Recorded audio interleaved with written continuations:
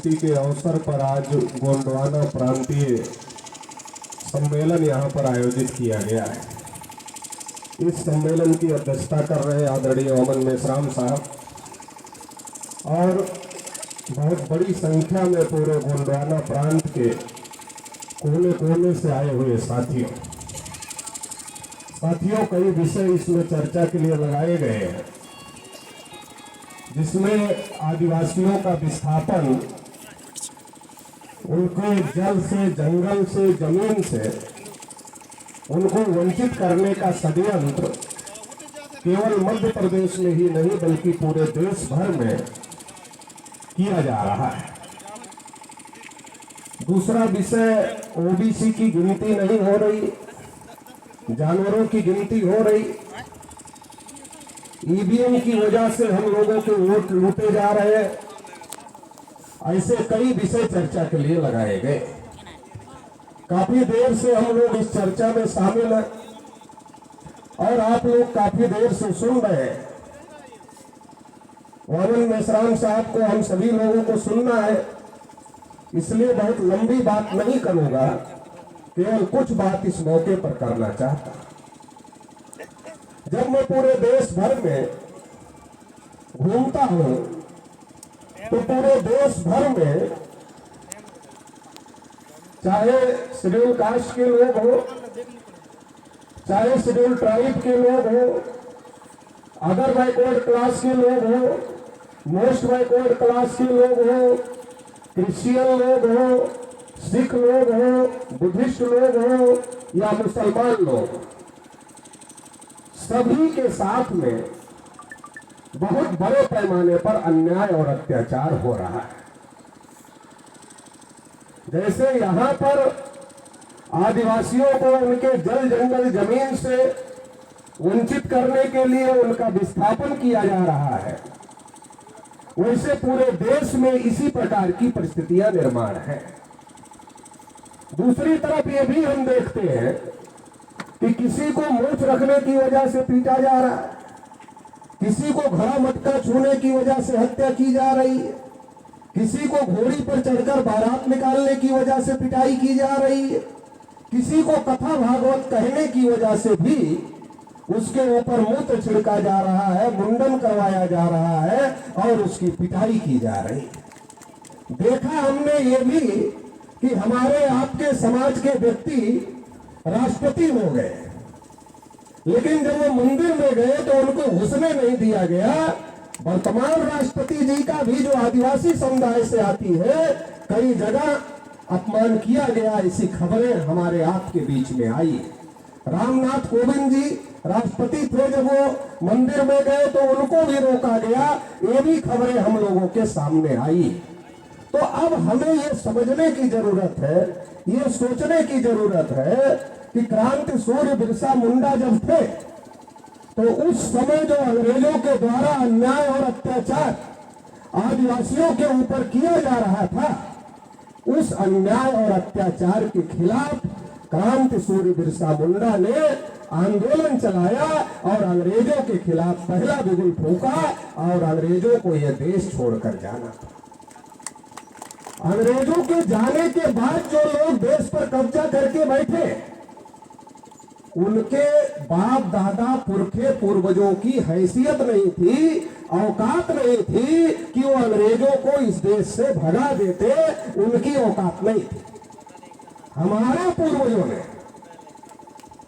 अंग्रेजों को इस देश से खदेड़ने का काम किया, लेकिन आज जब अंग्रेजों के जाने के 75 साल से ज्यादा हो गए और आजादी का अमृतोत्सव भी मनाया गया, हमारे आप में से बहुत सारे लोगों को आजादी के अमृतोत्सव में शामिल किया गया होगा। एक तरफ हमको हमारे जल, जंगल, जमीन से खदेड़ने की साजिश हो रही है, भगाने की साजिश हो रही है, वंचित करने की साजिश हो रही है, और दूसरी तरफ आजादी का 75 साल पूरा होने पर ताली भी हम ही से बजवाने का काम भी किया जा रहा है। तो हमें समझने की जरूरत है कि क्या हो रहा है इस देश में और क्यों हो रहा है इस देश में। ये बात हमको समझना जरूरी है। नहीं तो होता क्या है चोट सर पे लगी है, पट्टी पैर पर बांध रहे हैं। अगर चोट सर पे लगी हो, इलाज पैर पे करोगे तो कभी भी सर ठीक नहीं होगा। जैसी चोट वैसा इलाज करना पड़े। जब अंग्रेज थे तब हमारे पुरखे पूर्वजों को, बाप दादा को यह बात बताई गई थी, ये बात समझाई गई थी कि अंग्रेजों की वजह से तुम्हारी समस्याएं हैं। अगर अंग्रेजों को इस देश से खदेड़ दो तो तुम्हारी समस्याओं का समाधान हो जाए। तो हमारे लोग डंडे खाए, लाठी खाए, गोली खाए, शहीद हो गए, जेल गए, फांसी के फंदे पर झूल गए। कहा अंग्रेज बर्दाश्त नहीं, और अंग्रेजों को भागना पड़ा। लेकिन अंग्रेज देश छोड़कर चले गए, और अंग्रेजों के देश छोड़कर जाने के बावजूद भी समस्याएं खत्म होने का नाम नहीं ले रहे। और समस्याएं खत्म होने की बात तो छोड़ो, जो अधिकार भारतीय संविधान में हम लोगों को बाबा साहब डॉक्टर अंबेडकर ने लिख कर दे दिया, और ये लिख दिया कि इसको कोई खत्म नहीं कर सकता। संविधान की 5वीं और 6ठी अनुसूची क्या कहती है कि आदिवासी अपने इलाके में स्वायत्त शासन चला सकते हैं, अपनी सरकार चला सकते हैं। आपको इतना बड़ा अधिकार भारतीय संविधान ने दिया, लेकिन आज क्या हो, तो क्यों हो रहा है? अब तो अंग्रेज नहीं, ये बात मेन बात समझने की बात। अब तो अंग्रेज नहीं, कुछ लोग मुगलों के बारे में बात करते रहते हैं।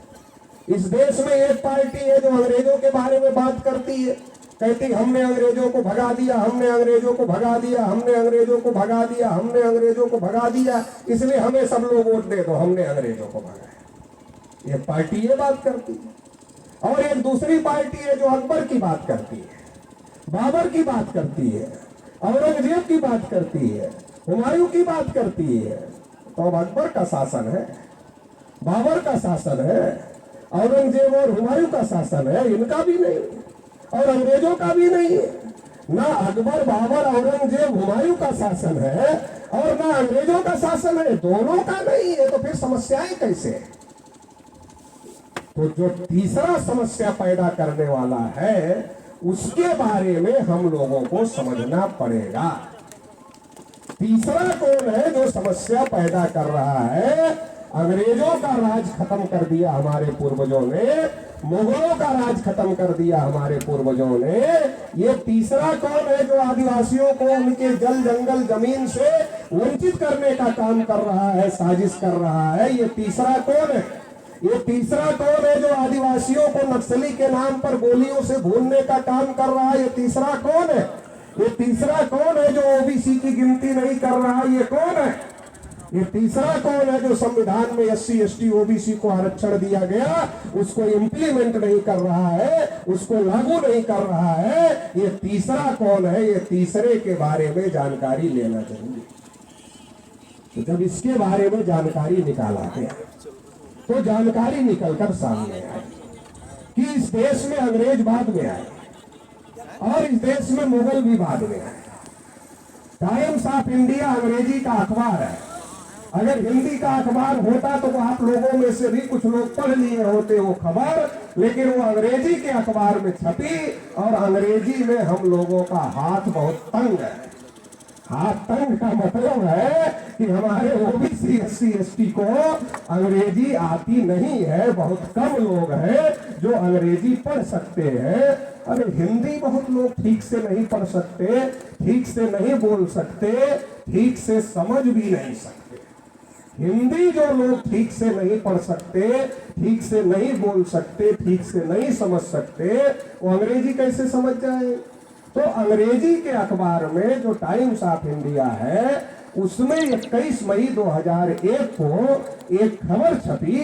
वो खबर ये है कि भारत में जो ब्राह्मण रहते हैं उनका जो DNA है वो आदिवासी से नहीं मिलता, वो शेड्यूल कास्ट से नहीं मिलता, वो ओबीसी से नहीं मिलता, वो माइनॉरिटी से नहीं मिलता, मतलब इस देश के रहने वाले लोगों से नहीं मिलता। तो उसी अखबार में ये खबर बताई गई कि इनका जो डीएनए है वो यहाँ के लोगों से नहीं मिलता, तो यूरेशियन लोगों से मिलता है। यहाँ के लोगों से नहीं मिलता, कहाँ से मिलता है?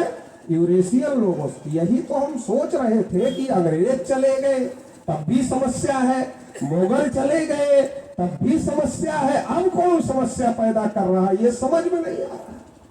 तो ये खबर ये बताती है कि अंग्रेजों और मुगलों के पहले कुछ देर लोग यूरेशिया से चलकर भारत में आए। आज भारत में आदिवासी जंगलों में क्यों? सिंधु घाटी सभ्यता का नाम तो आपने सुना होगा। सिंधु घाटी सभ्यता तो विकसित सभ्यता थी, उसमें तो आदिवासी नहीं थे, क्योंकि वहां तो सब लोग विकसित थे। तो फिर आदिवासी जंगलों में रहने के लिए क्यों मजबूर हुए? वो कौन लोग हैं जिन लोगों ने आदिवासियों को जंगलों में रहने के लिए मजबूर किया? एक बहुत बड़ा